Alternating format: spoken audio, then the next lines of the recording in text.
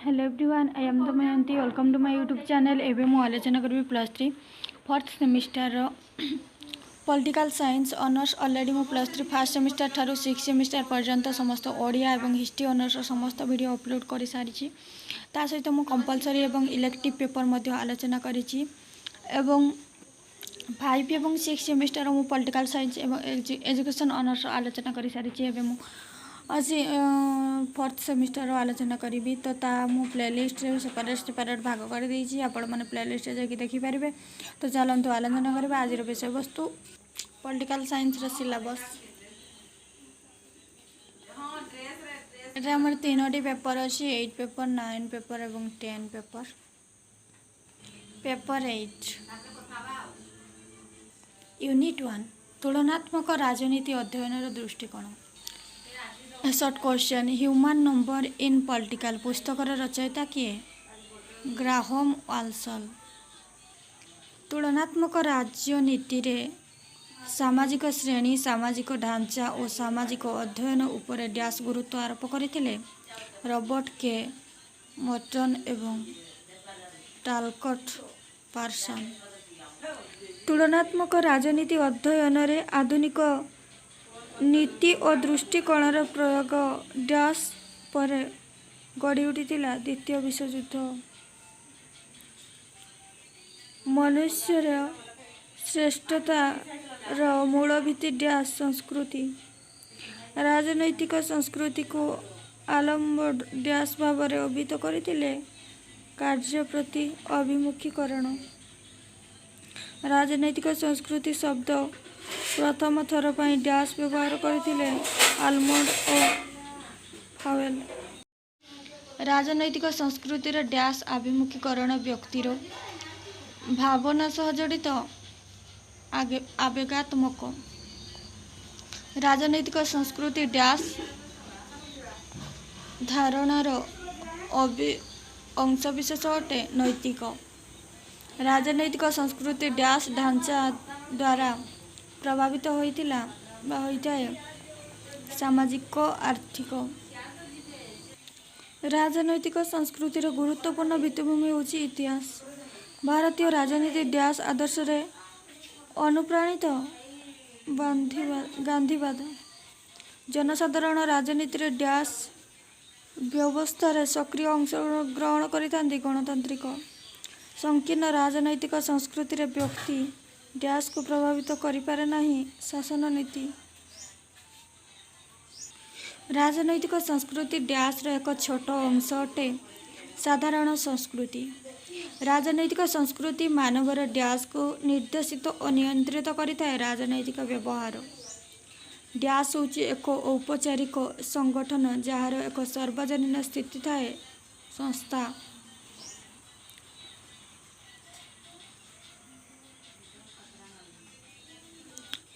David Easton व्यवस्था विश्लेषण पर डैश पद्धति को प्रतिपादन करथिले? निवेश निगम निर्गत। तुलनात्मक राजनीतिर अध्ययन रे आधुनिक नीति और दृष्टिकोणर प्रयोग केबे वृद्धि पाइथिला? द्वितीय विश्वयुद्ध परे। मनुष्यर श्रेष्ठता मूल भित्ति किए? संस्कृति। संचित समुदाय को कौन कहा जाए? संस्कृति। राजनैतिक संस्कृति काहार एक उपभाग अटे? साधारण संस्कृति।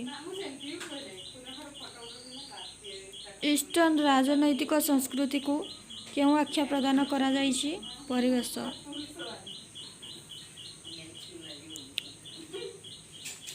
राजनैतिक कार्यकलाप द्वारा कौन निर्माण होता है? राजनैतिक ढांचा। राजनैतिक ढांचा द्वारा काहार उत्पत्ति होता है? राजनैतिक व्यवस्था। राजनैतिक संस्कृति एक क्यों प्रकार धारणा? नैतिक। राजनैतिक संस्कृति काहार सामूहिक समन्वित रूप अटे? अनेक तत्वर। राजनैतिक संस्कृतिर गुरुत्वपूर्ण भूमिका कौन? इतिहास।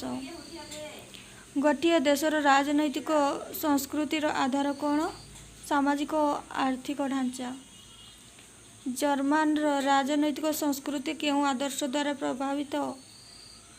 नाजीवाद। राजनैतिक संस्कृतिर दुईटी गुरुत्वपूर्ण पत्रिकार नाम? राष्ट्रीय पताका और जातीय पताका। गणतांत्रिक व्यवस्था केउमाने निष्पत्ति निर्माण करती? जनता प्रतिनिधि।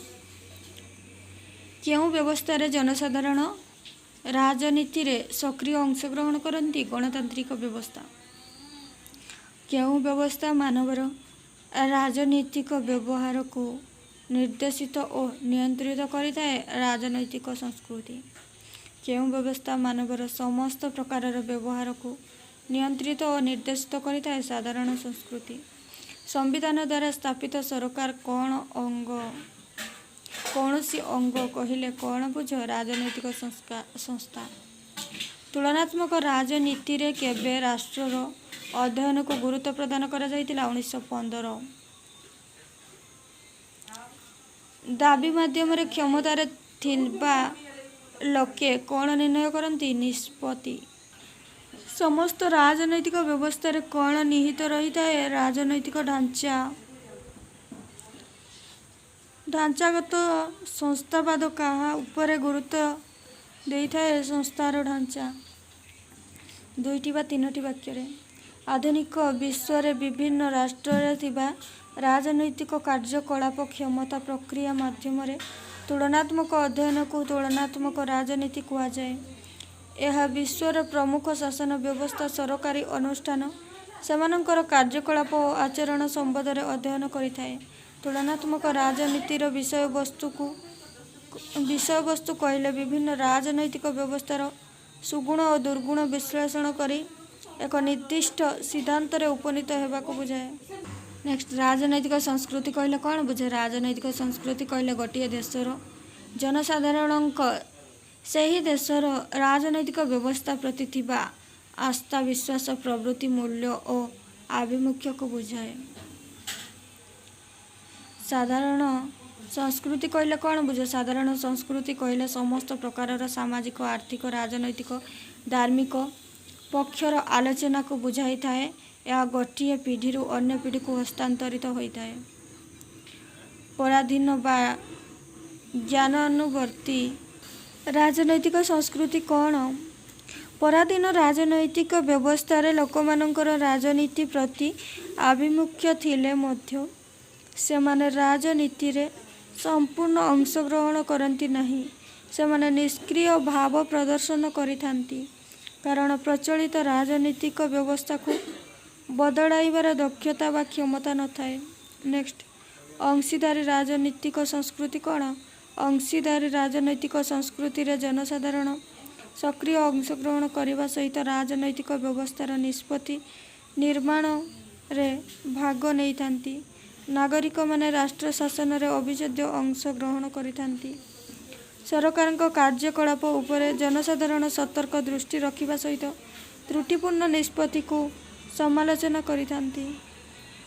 जोगुड़िक मु आलोचना करूनी सेगुड़िक आपण माने नोट करि नेबे कारण सबुगुड़िक आलोचना कले वीडियो मत लंबी जीव। संस्थावाद क्या कह जाए? संस्था हूँ एक औपचारिक संगठन जार एक सार्वजनीन स्थिति थाए। राजनीति रे संस्था कहले संविधान द्वारा स्थापित सरकार कौनसी अंग को बुझाई थाए। राजनैतिक व्यवस्था रे व्यवस्थापिका कार्यकलाप न्यायपालिका आदि सरकारी संस्था व्यतीत केतक अनौपचारिक संस्था मध्य राजनीति को प्रभावित करिଥାଏ। नेक्स्ट, व्यवस्थापक पद्धति कौन? व्यवस्थापक पद्धति विश्व को एक व्यवस्था रूपे बुझिଥାଏ। यही पद्धति अनुसार राष्ट्र होउछि एक अवयव जहाँ अनवरत लोकमानंकर दाबी को निष्पत्तिर परिणत करिଥାଏ। नेक्स्ट, नव संस्थावादर 2टी समालोचना लेख।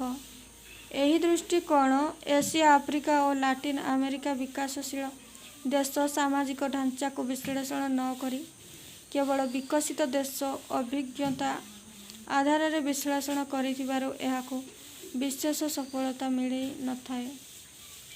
एही दृष्टिकोणरू समाज रे केतेक प्रभावशाली लोक इटाली व्यवहार संपूर्ण समाज और राजनैतिक व्यवस्थार कार्यकलाप को निर्धारित करिसेंती। सभ्य संस्कृति कौन? ଏହି ସଂସ୍କୃତି ସାଧାରଣତଃ ଗ୍ରେଟ୍ ବ୍ରିଟେନ୍ ଓ ଯୁକ୍ତରାଷ୍ଟ୍ର ଆମେରିକାରେ ଦେଖାଯାଏ। ଏହି ପ୍ରକାରର ସଂସ୍କୃତିରେ ଜନସାଧାରଣ ରାଜନୀତି ଓ ଶାସନ ବ୍ୟବସ୍ଥା ଉଭୟରେ ସକ୍ରିୟ ଓ ନିଷ୍କ୍ରିୟ ଭାବରେ ଅଂଶଗ୍ରହଣ କରିଥାନ୍ତି। ରାଜନୈତିକ ସଂସ୍କୃତିର ଗୁରୁତ୍ୱ ଲେଖ। 1. ବ୍ୟକ୍ତିକୁ ସଭ୍ୟ ନାଗରିକ ଭାବରେ ପରିଣତ କରିବା। 2. ନିଷ୍ପତ୍ତି ନିର୍ମାଣ ପ୍ରକ୍ରିୟାରେ ବିଶ୍ୱାସ। 3.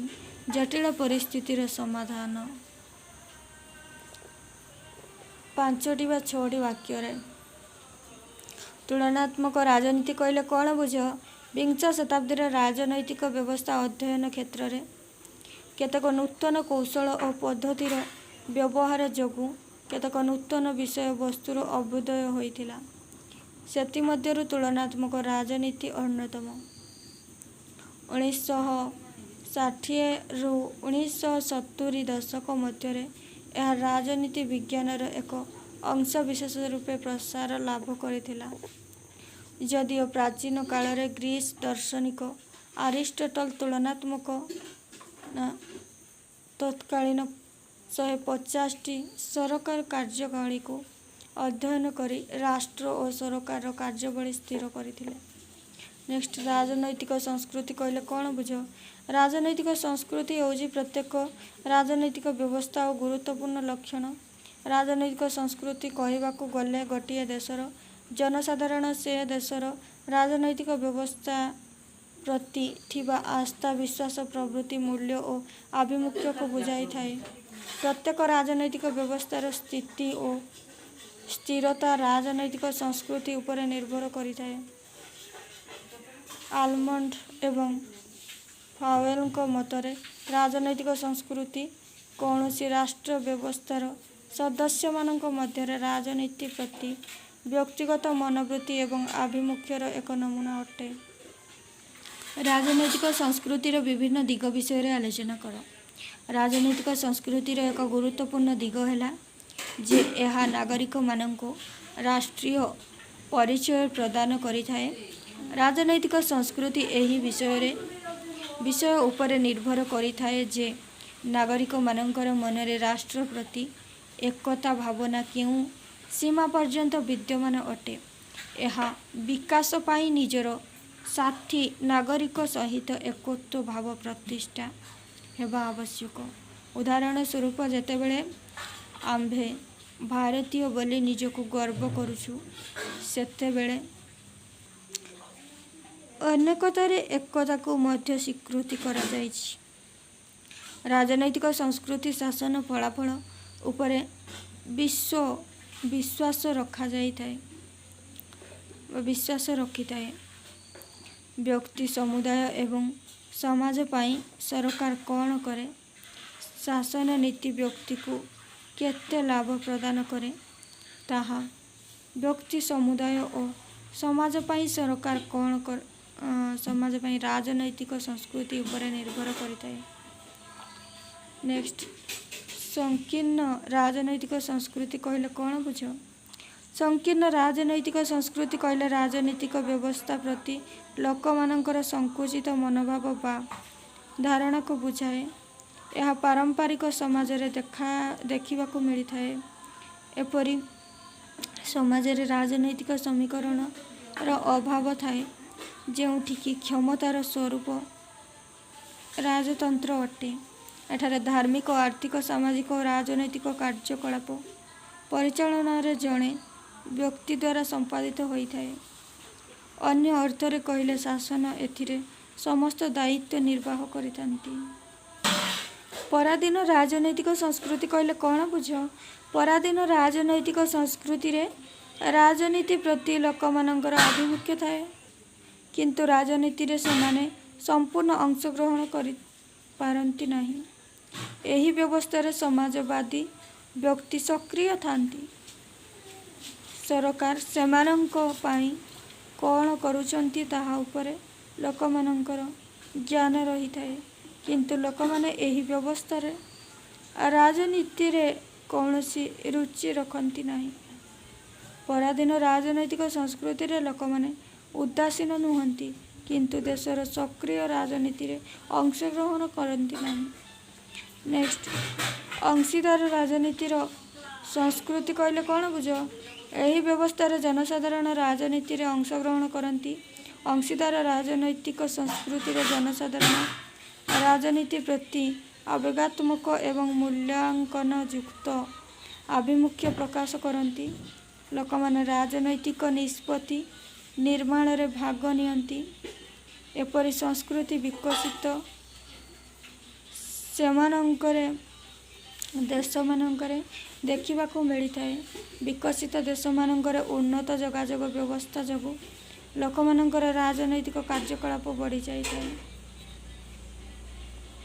ନେକ୍ସଟ, ରାଜନୈତିକ ସଂସ୍କୃତି ଓ ସାଧାରଣ ସଂସ୍କୃତି ମଧ୍ୟରେ ପାର୍ଥକ୍ୟ। ଏକ, ରାଜନୈତିକ ସଂସ୍କୃତି ଏକ ସୀମିତ ଧାରଣା ଅଟେ। 2, ଏହା ଅଧିକ ପ୍ରଗତିଶୀଳ ଓ ଗତିଶୀଳ ଅଟେ। 3, ରାଜନୈତିକ ସଂସ୍କୃତି ନିର୍ଦ୍ଧାରଣ ସମାଜର ସାଧାରଣ ସଂସ୍କୃତି ଦ୍ୱାରା ହୋଇଥାଏ। 4, ଏହା ରାଜନୈତିକ ପକ୍ଷର ଅଧ୍ୟୟନ କରିଥାଏ। 5, ଏହା ରାଜନୈତିକ ବ୍ୟବସ୍ଥାର ନିର୍ମାଣ ସହଯୋଗ କରିଥାଏ। ସାଧାରଣ ସଂସ୍କୃତି। ସାଧାରଣ ସଂସ୍କୃତି ଏକ ବ୍ୟାପକ ଧାରଣା ଅଟେ। ଏହା ମୌଳିକବାଦୀ ଏବଂ ସମୂହ ଆଦର୍ଶ ଅଟେ। ସାମାଜିକ ପ୍ରତୀକ ରୂପେ ଏହା ଗୋଟିଏ ପିଢ଼ିରୁ ଅନ୍ୟ ପିଢ଼ିକୁ ହସ୍ତାନ୍ତର ହୋଇଥାଏ। ଏହା ସମ୍ପୂର୍ଣ୍ଣ ସାମାଜିକ ବ୍ୟବସ୍ଥାର ସମାବେଶ ଅଟେ। ନେକ୍ସଟ, ସଂସ୍ଥାବାଦ ବା ଅନୁଷ୍ଠାନବାଦ କହିଲେ କ'ଣ ବୁଝ? ସଂସ୍ଥା ହେଉଛି ଏକ ଔପଚାରିକ ସଂଗଠନ ଯାହାର ଏକ ସାର୍ବଜନୀନ ସ୍ଥିତି ଥାଏ। ଏହାର ସଦସ୍ୟମାନେ ସଂଗଠନ ଭିତରେ ନିଜର ବିଶେଷ ଭୂମିକା ଆଧାରରେ ଆନ୍ତଃକ୍ରିୟା କରନ୍ତି। ଦେଶର ରାଜନୈତିକ ଜୀବନର ସରକାରର ପ୍ରତୀକ ସ୍ୱରୂପ ଔପଚାରିକ ସଂସ୍ଥା ବା ଅନୁଷ୍ଠାନଗୁଡ଼ିକ ହେଲା ବ୍ୟବସ୍ଥାପିକା, ପ୍ରଧାନମନ୍ତ୍ରୀ, ରାଷ୍ଟ୍ରପତି, ନ୍ୟାୟପାଳିକା, ଅମଲାତନ୍ତ୍ର ଇତ୍ୟାଦି। ଏହି ସଂସ୍ଥାଗୁଡ଼ିକ ଦେଶର ନୀତି ନିୟମରେ ମୁଖ୍ୟ ଭୂମିକା ଗ୍ରହଣ କରନ୍ତି। ଏକ ବ୍ୟକ୍ତି ରୂପେ ହେଉ କିମ୍ବା ଏକ ସମୂହ ରୂପେ ଏହି ରାଜନୈତିକ ସଂସ୍ଥାଗୁଡ଼ିକ ନୀତି ନିର୍ମାଣ ପ୍ରକ୍ରିୟାଠାରୁ ଆରମ୍ଭ କରି ସେଗୁଡ଼ିକର କାର୍ଯ୍ୟକାରୀ କରିବାରେ ଗୁରୁତ୍ୱପୂର୍ଣ୍ଣ ଭୂମିକା ନିର୍ବାହ କରନ୍ତି। ନେକ୍ସଟ, ଢାଞ୍ଚାମୂଳକ କାର୍ଯ୍ୟାତ୍ମକ ବିଶ୍ଳେଷଣ କହିଲେ କ'ଣ ବୁଝ? ଆଲମଣ୍ଡଙ୍କ ଦ୍ୱାରା ପ୍ରତିପାଦିତ ଢାଞ୍ଚାମୂଳକ କାର୍ଯ୍ୟକ୍ରମ ମଡେଲ ଇଷ୍ଟର୍ଣ୍ଣଙ୍କ ନିବେଶ ନିର୍ଗତ ମଡେଲ ଉପରେ ଆଧାରିତ। ଏହାଦ୍ୱାରା ଆଲମଣ୍ଡ ଏମିତି ଏକ ସିଦ୍ଧାନ୍ତ ବିକାଶ କରିବା ପାଇଁ ଚାହାନ୍ତି ଯାହା ରାଜନୈତିକ ବିକାଶ ସହ ସମ୍ପର୍କିତ ଅଟେ। ତାପରେ ସେ ରାଜନୈତିକ ପ୍ରସଙ୍ଗର ବର୍ଗୀକରଣ ଉପରେ ମତ ପ୍ରକାଶ କରିଛନ୍ତି। ଏହି ବ୍ୟବସ୍ଥା ଅନୁସାରେ ସମସ୍ତ ରାଜନୈତିକ ବ୍ୟବସ୍ଥାର ରାଜନୈତିକ ଢାଞ୍ଚା ଥାଏ। ସମସ୍ତ ରାଜନୈତିକ ଢାଞ୍ଚା ବହୁ କାର୍ଯ୍ୟାତ୍ମକ ହୋଇଥାଏ। ଏହି ଢାଞ୍ଚାଗୁଡ଼ିକ ଏକ ସଙ୍ଗରେ ଅନେକ କାର୍ଯ୍ୟ କରନ୍ତି ଏବଂ ଜନସାଧାରଣଙ୍କ ମଧ୍ୟରେ ସଚେତନତା ସୃଷ୍ଟି କରନ୍ତି। ତାପରେ ସମସ୍ତ ରାଜନୈତିକ ବ୍ୟବସ୍ଥା ସମ୍ପୂର୍ଣ୍ଣ ରୂପେ ଆଧୁନିକ କିମ୍ବା ପରମ୍ପରାଗତ ନୁହେଁ ବରଂ ସାଂସ୍କୃତିକ ରୂପେ ସୃଷ୍ଟି କରନ୍ତି। ଆଲମଣ୍ଡଙ୍କ ମତରେ ପ୍ରତ୍ୟେକ ରାଜନୈତିକ ବ୍ୟବସ୍ଥା 3ଟି କାର୍ଯ୍ୟ କରିଥାଏ। ପ୍ରଥମତଃ, ରାଜନୈତିକ ବ୍ୟବସ୍ଥା ପରିବେଶଠାରୁ ବିଶେଷ ପ୍ରାପ୍ତ କରିଥାଏ। ଦ୍ୱିତୀୟତଃ, ଇନପୁଟକୁ ରୂପାନ୍ତରିତ କରିଥାଏ ଏବଂ ତୃତୀୟତଃ, ଏହାକୁ ନିର୍ଗତ ଆଉଟପୁଟ ରୂପେ ବଦଳାଇ ଦିଆଯାଇଥାଏ। ନବସଂସ୍ଥାବାଦ କହିଲେ କ'ଣ ବୁଝ? ତୁଳନାତ୍ମକ ରାଜନୀତିରେ ନବସଂସ୍ଥାବାଦୀ ଦୃଷ୍ଟିକୋଣ ଅନ୍ତର୍ଗତ ରାଜନୈତିକ ସଂସ୍ଥାମାନଙ୍କର ଗଭୀର ବିଶ୍ଳେଷଣ କରାଯାଇଥାଏ। 1960 ଦଶକରେ ତୁଳନାତ୍ମକ ରାଜନୀତି କ୍ଷେତ୍ରରେ ନବସଂସ୍ଥାବାଦ ପୂର୍ବରୁ ପ୍ରଚଳିତ ଦୃଷ୍ଟିକୋଣର ଏକ ସଂସ୍କାରିତ ସଂଶ୍ଳେଷଣ ଏବଂ ପରିଷ୍କୃତ ରୂପ। ନବସଂସ୍ଥାବାଦ ଶବ୍ଦର ପ୍ରଥମେ ଜେମ୍ସ ଆଲସେନ ଆମେରିକୀୟ ପଲିଟିକାଲ ସାଇନ୍ସ ରିଭ୍ୟୁରେ ପ୍ରକାଶିତ ନିଜର ଲେଖା। ଏଠାରେ ରାଜନୈତିକ ସଂସ୍ଥାମାନଙ୍କର ଗଭୀର ବିଶ୍ଳେଷଣ କରାଯାଇଥାଏ। ଏହାକୁ प्रमुख लक्ष्य है राजनैतिक संस्था एवं अन्य औपचारिक उपादान यथा राजनैतिक दल, हित समूह, अभिजन वर्ग, आदर्शवाद राजनैतिक व्यवहार मध्य संपर्क स्थापित करिथाए। संस्थावाद बा अनुष्ठानवाद कहले कौन बुझ? संस्था होउची एक औपचारिक संगठन जार एक सार्वजनीन स्थिति थाए। यार सदस्य माने संगठन भितर निजर विशेष भूमिका आधार रे अंतक्रिया करती। देशर राजनैतिक जीवनर सरकार प्रतीक रूपे औपचारिक संस्था व अनुष्ठान गुड़िक है व्यवस्थापिका, प्रधानमंत्री, राष्ट्रपति, न्यायपालिका, मंत्री परिषद, अमलातंत्र इत्यादि। यही संस्था गुड़िक देशर नीति नियम रे मुख्य भूमिका ग्रहण करिथांती। एक व्यक्ति रूप रे नीति निर्माण प्रक्रिया ठारू आरंभ करी सेगुड़िक कार्यकारी करिबारे गुरुत्वपूर्ण भूमिका निर्वाह करिथांती। यहाकू संस्था कहा जाए। प्रारंभिक अवस्था तुलनात्मक राजनीति रे केवल ऐतिहासिक और संस्थात्मक वर्णना पर्यंत सीमित थिबा बेले प्रथम विश्वयुद्ध पर एही संस्थात्मक दृष्टिकोण आदर्शवाद, वास्तववाद, यथार्थवाद दृष्टिकोण रे परिवर्तन हैला। क्वेश्चन नंबर 9, ढांचात्मक कार्यात्मक विश्लेषण कहले कौन बुझ? आलमंड द्वारा प्रतिपादित ढांचात्मक कार्यात्मक मॉडल इन्क विशेष निर्गत मॉडल उपरे आधारित। यह द्वारा आलमंड एमिति एक सिद्धांत विकास करिबा पई चाहिचंती जहाँ राजनैतिक विकास सह संपर्कित अटे। तापर से राजनैतिक प्रसंगर वर्गीकरण उपरे मत प्रकाश करिसंती। एही व्यवस्था अनुसार समस्त राजनैतिक व्यवस्थार राजनैतिक ढांचा थाए। समस्त राजनैतिक ढांचा बहु कार्यात्मक होइथाए। एही ढांचा गुड़िक एक संगरे अनेक कार्य करती एवं जनसाधारण मध्य सचेतनता सृष्टि करती। तापर समस्त राजनैतिक व्यवस्था संपूर्ण रूपे आधुनिक किंबा परंपरागत नुहे बरं सांस्कृतिक रूपे मिश्रित अटंती। आलमंड मतरे प्रत्येक राजनैतिक व्यवस्थार तीनोटी कार्य रही थाए। प्रथम राजनैतिक व्यवस्था। नेक्स्ट, नव संस्थावाद कहले कौन बुझ? तुलनात्मक राजनीति रे नव संस्थावाद दृष्टिकोण अंतर्गत राजनैतिक संस्था मानकर गभीर विश्लेषण करा जाय थाए। 1960 दशक तुलनात्मक राजनैतिक क्षेत्र में नव संस्थावाद पूर्वर प्रचलित दृष्टिकोणर एक संस्कारित संश्लेषित एवं परिस्पृष्ट रूप। नव संस्थावाद शब्दटीर प्रथम जेम्स आल्सेन अमेरिकीय पॉलिटिकल साइंस रिव्यू रे प्रकाशित निजर लेखा करथिले।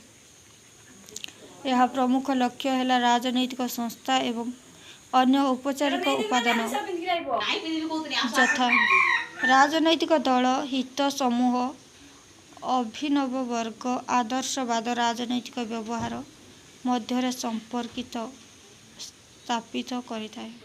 ऐतिहासिक संस्थावाद कहले कौन बुझ? संस्था मानक बुझिबा पाई जेउ ऐतिहासिक दृष्टिकोण अवलंबन करा जाए ताको ऐतिहासिक संस्थावाद कहा जाए। ऐतिहासिक संस्थावाद सार्वजनीन क्षेत्रर महत्व उपरे गुरुत्व प्रदान करिथाए। यह समाजकालीन संदर्भ रे अनुभूति सिद्ध पद्धति द्वारा सिद्धांत पाखरे पहुँची थाए। सेथिपाई यह ऐतिहासिक तथ्य संग्रह करिथाए जहाँकि तत्कालीन समाज रे सामाजिक अर्थनीतिक परिस्थिति, सांस्कृतिक चेतना स्तर, जनसाधारण भावना, आंदोलन संपर्क रे संपूर्ण विवरणी प्रदान करिथाए। नेक्स्ट, आदर्शात्मक बा मानकीय संस्थावाद कहले कौन बुझ?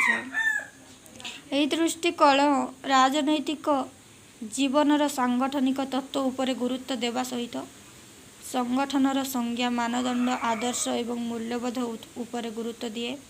संगठन किपरि कार्य कि प्रकारर कार्य करिबो एहा अनुसंधान मुख्य लक्ष्य अटे। एही आदर्शात्मक दृष्टिकोण सांगठनिक सिद्धांतर अनेक दृष्टिकोण सहित सामंजस्य रखिथाए। संगठनर व्यवहार को बुझिबा पई संगठनर आदर्शात्मक मूल्य अत्यंत जरूरी। आदर्शात्मक संस्थावाद संस्थार आदर्श रे समरूपता विषय रे आलोचना करिथाए। नेक्स्ट समाजशास्त्रीय संस्थावाद कहले कौन बुझ? समाजशास्त्रीय संस्थावाद सामाजिक प्रक्रिया और राजनैतिक प्रक्रिया पारस्परिक संपर्क पारस्परिक क्रिया करिथाए। जे कोनोसी समाज रे राष्ट्र व्यवस्था ढांचा सेठाकार सामाजिक संगठनर ढांचा द्वारा निर्धारित होइथाए। मार्क्स वेबर दुई प्रकारर राजनैतिक और सामाजिक क्षमतार विश्लेषण करितांती। प्रथमतः परंपरागत क्षमता जहा बौद्धता उपरे आधारित अटे एवं सेही आईनर बौद्धता समाजर प्राप्त हुए। एही दृष्टिकोण अनुसार सामाजिक संस्थागुड़िकर निर्माण संस्थागुड़िकर मूल्य और परंपरा नैतिक द्वारा निर्देशित होइथाए एवं मानवीय व्यवहार को निर्देशित करिथाए।